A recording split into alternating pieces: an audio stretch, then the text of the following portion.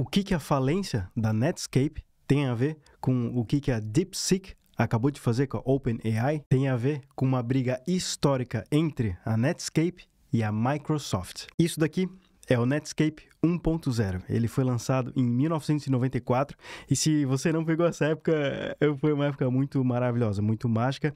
E o Netscape, ele era meio mágico, né? Ele era um navegador que era muito fácil de se utilizar e ele trazia também algumas tecnologias que eram, assim, impressionantes para a época, como cookies. Eles trouxeram cookies, SSL, né? Conexão segura.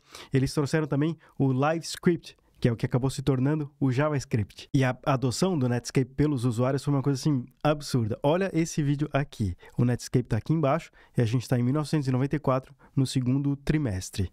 Quando der o play, olha a velocidade que ele vai subir. Normal, né? Tá em segundo, mas olha isso. Esmagou o Mosaic. Chegou a quase bater 90% de adoção de market share.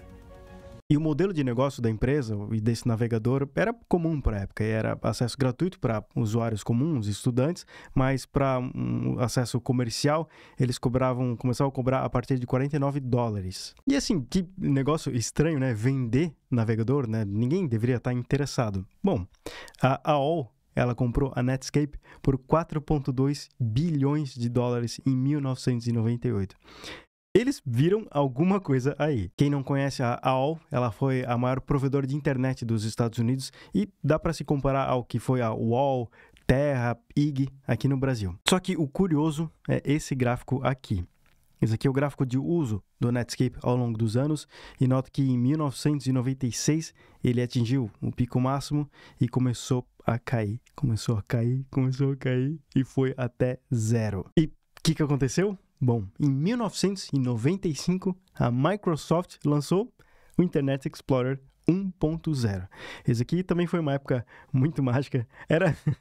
Era tudo muito tosco, mas era muito massa. E o Internet Explorer, o IE, já vinha embutido no Windows. Isso simplesmente destruiu o modelo de negócio da Netscape e deixou assim ela completamente arrasada, ao ponto de ela decidir transformar todos os seus projetos em open source, e foi daí que iniciou, né? Começou o projeto Mozilla. E por que essa história é extremamente relevante? Porque a gente pode estar tendo o prazer de acompanhar hoje, em tempo real, uma história parecida. Uma história em que vencedores imbatíveis de hoje, né? Eles podem sumir amanhã. O que fez e está fazendo todo mundo se perguntar por que a DeepSeek está oferecendo esse modelo de forma open source e pode ter a ver com uma estratégia chamada terra queimada em português de Portugal ou terra arrasada no português brasileiro, que envolve destruir qualquer coisa que possa ser proveitosa ao inimigo enquanto este avança ou recua em uma determinada área, né? Então, se tem, por exemplo, dois países brigando por um certo terreno, uma certa área, e um dos países percebe que ele vai precisar recuar, em vez de deixar os equipamentos ou recursos naturais disponíveis, se destrói tudo antes do outro país invadir. Então, se não dá para vencer a OpenAI, vamos destruir o mercado inteiro. Apesar de que isso não é confirmado, é só uma especulação.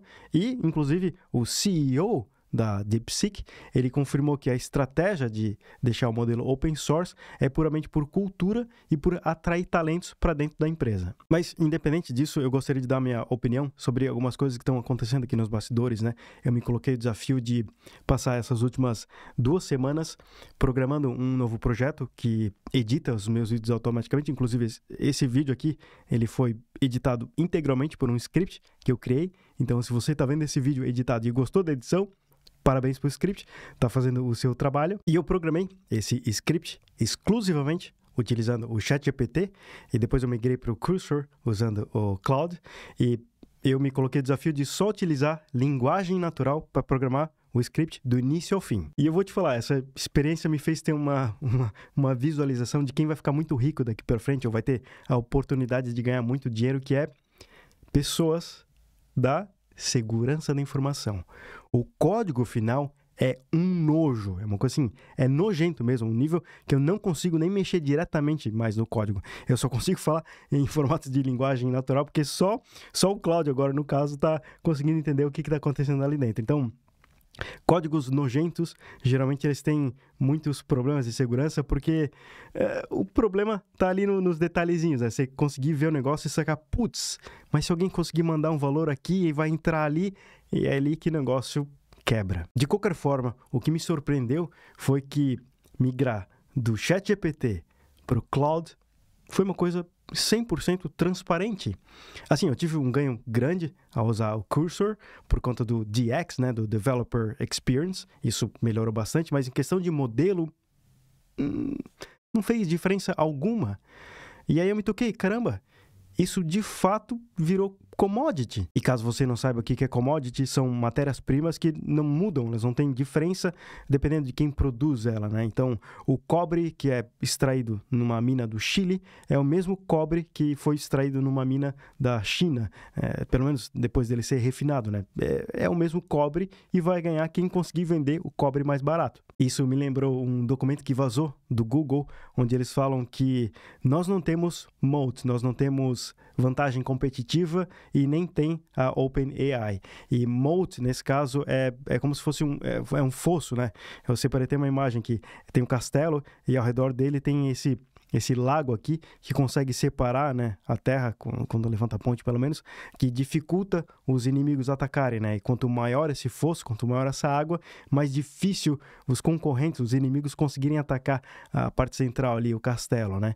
E esse documento vazado diz que a OpenAI e o Google, no assunto inteligência artificial, não tem esse fosso, a terra está colada com o castelo ali e qualquer pessoa consegue dar porrada neles nesse assunto. Então, o resumo final do artigo é que inteligência artificial de código aberto vai vencer porque, no final das contas, esses modelos não vão mais conseguir ter diferenciação entre si. Diferente de uma Coca-Cola, por exemplo, que não é um produto commodity, é uma água com gosto, né? Qualquer pessoa consegue fazer uma água com gosto, mas se você gosta de Coca-Cola, você não consegue nem quer trocar por um outro refrigerante, né? Independente se lançarem um outro refrigerante com um gosto melhor, você quer Coca-Cola. Inclusive, nem a própria Coca-Cola conseguiu lançar uma nova Coca-Cola, né, que eles chamaram de New Coke.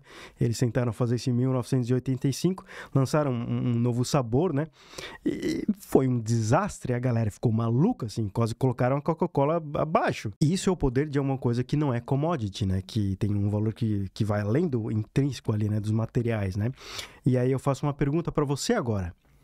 Você faria isso pela OpenAI? Né? Você usaria a OpenAI pela marca ou pela que ela defende, né? Assim, dando a minha opinião, talvez no passado sim, né? Porque eles defendiam fazer um mundo melhor, né? Open source e tal, mas hoje não mais. E daí, as únicas duas saídas que eu consigo ver para OpenAI a primeira, ela sempre está na frente com os produtos e serviços, né? Oferecendo coisas inovadoras e com uma margem grande, tá? Tá lá na frente mesmo, não só um passo na frente. Porque esse foi o grande susto que o modelo R1 da DeepSeek, ela deu na OpenAI, né? O R1, o R é de Reasoning, que bate de frente com o O1 da OpenAI, né? Então, se pensava que a OpenAI estava anos-luz na frente por conta desse Reasoning, e chegou uma empresa do nada chinesa com o DeepSeek ali e entregou praticamente o mesmo produto e serviço. Então, a primeira saída é essa, né? Para as pessoas quererem realmente utilizar os produtos e serviços dela. E a segunda saída, elas conseguirem emplacar algo muito potente na distribuição, assim como a Microsoft fez com o Internet Explorer, né? Que foi um dos pregos que matou a Netscape. Eles estão de forma tímida tentando, né? Inclusive, você consegue acessar o ChatGPT pela Siri. Não precisa nem ter conta na OpenAI, já está integrado. Tem um handoff entre uma tecnologia e outra, mas isso contribui na distribuição.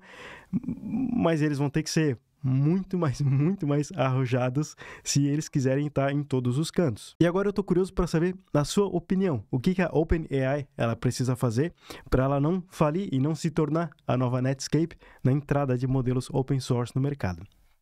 Tchau!